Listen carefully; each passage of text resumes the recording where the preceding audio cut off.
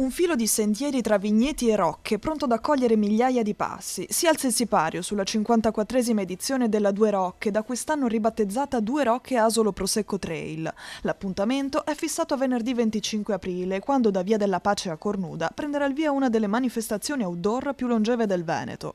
Un evento capace di coniugare sport e territorio, attraversando i colli asolani e collegando idealmente la rocca di Cornuda a quella di Asolo.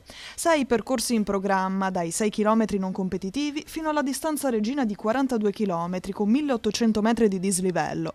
Accanto alle proposte intermedie anche la 15 km con partenza da Asolo e la 22 km già sold out. Come novità quest'anno abbiamo innanzitutto il percorso 42 km che è la Marathon, che pensiamo sia un percorso che si adatta perfettamente alle nostre colline.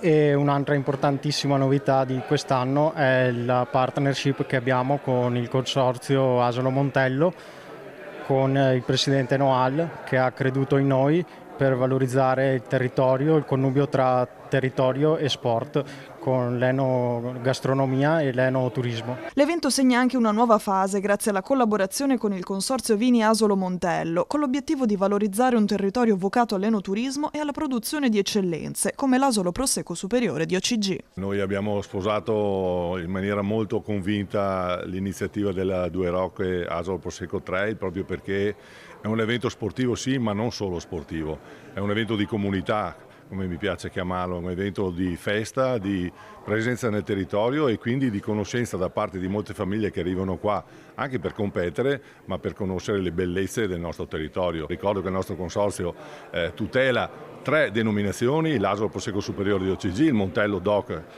di OCG e il Montello Asolo DOC. Insomma, ce n'è per tutti.